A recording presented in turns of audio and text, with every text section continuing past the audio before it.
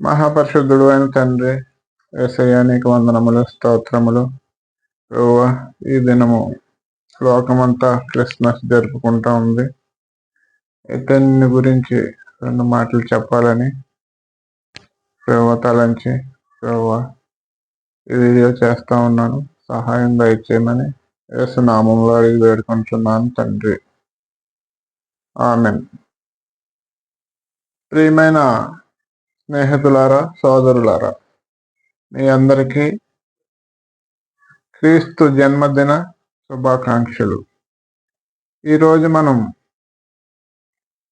లోకమంతా క్రిస్మస్ అనే యొక్క పర్వదినాన్ని, యేసుక్రీస్తు జన్మను గురించిన వార్తను తెలుసుకుంటూ ఉన్నాం.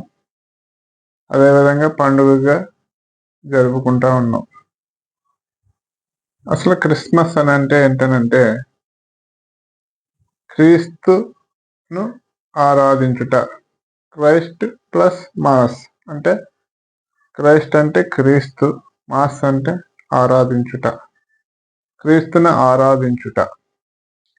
క్రీస్తుని ఎందుకు ఆరాధించాలి మనుషులు అనంటే, యేసుక్రీస్తు ఎవరు అనేది మొదట తెలుసుకోవాలి.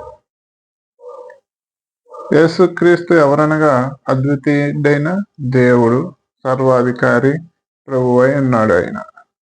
ఆయన అదృశ్య దేవుని స్వరూపి అయి ఈ భూమి మీద జన్మించినటువంటి సృష్టికర్త అయిన దేవుడు, అలాగే సర్వాధికారి అయి ఉన్నాడు. ఆయన రాజులకు రాజు, ప్రభువులకు ప్రభువు. మానవులను అలాగే సమస్త సృష్టిని కలుగజేసి నిర్మించినటువంటి దేవుడు ఆయన. ఆయన కన్యక గర్భాన 2000 సంవత్సరాలకు పూర్వం ఈ భూమి మీద జన్మించడం జరిగింది. ఆయన జన్మలో వింత అంటే, మనుషులందరూ తల్లిదండ్రుల మూలముగా జన్మించారు.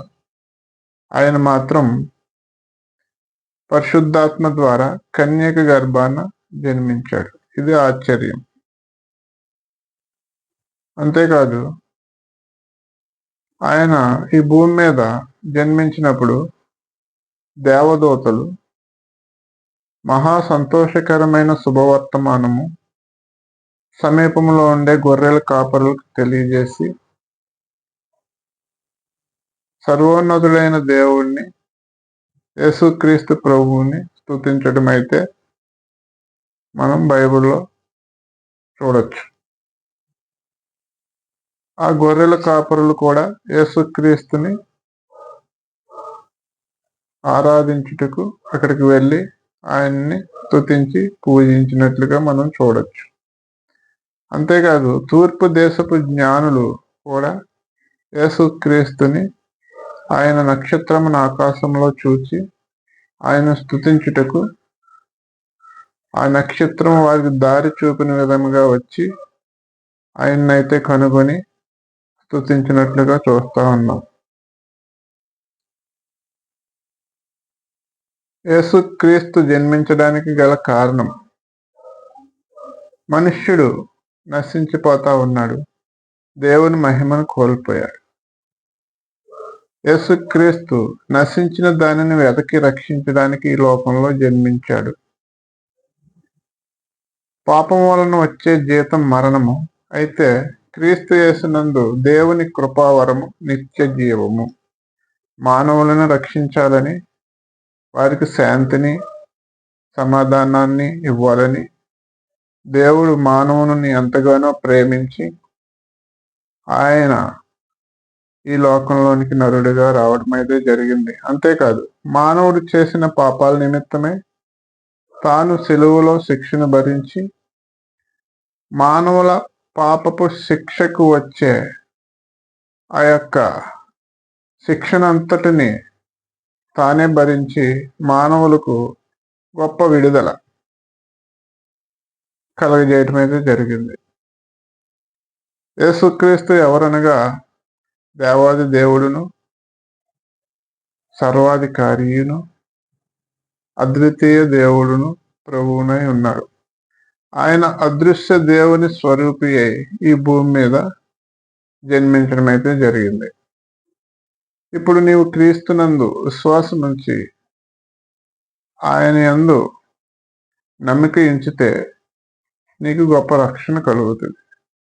క్రీస్తు అనగా అభిషిక్తుడు, యేసు అనగా రక్షకుడు. యేసు క్రీస్తును విశ్వసించడం ద్వారా నీవును నీ కుటుంబము రక్షణ పొందుతుంది.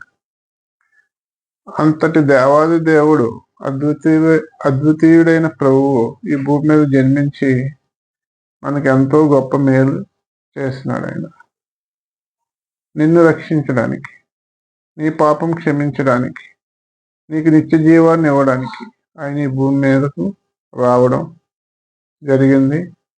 నీ శిక్షణ అంతటిని తానే భరించి నిన్ను గొప్ప దేవుని కుమారునిగా ఆయన స్వీకరించి ఆయన రాజ్యంలో నీకు స్థానం ఇచ్చి యుగయుగాలు ఆయనతో కూడా ఉండే భాగ్యాన్ని దేవుడు నీకు అనుగ్రహించాడు. కాబట్టి ఈ క్రిస్మస్ పర్వదినాన్ని పురస్కరించుకొని అద్వితీయ దేవుడైన యేసు ప్రభువుని అందరం స్తుతించి ఆరాధించాలి. అదేవిధంగా క్రీస్తుని గురించిన శుభవార్త అనేకులకు తెలియజేసి అనేకులను కూడా యేసు యొక్క రక్షణ మార్గంలో నడిపించాలి అనేది దేవుని ఉద్దేశము. ఆ శుభవార్త నేను ఒకనాడు విని నేను రక్షణ పొందాను. అదేవిధంగా మీరు కూడా యేసు ఎవరో అని తెలుసుకుని ఇంకనూ ఆయన గురించి చదివి అనేక చోట్ల విని యేసుని మీ సొంత రక్షకునిగా స్వీకరించి మీరు కూడా పాపం నుంచి విడుదల, మరణించిన తర్వాత నిత్య జీవము పొందాలని ఆకాంక్షిస్తూ ఈ విషయాలను మీకు తెలియజేస్తా ఉన్నాను. అందరికీ వందనములు. Thanks all.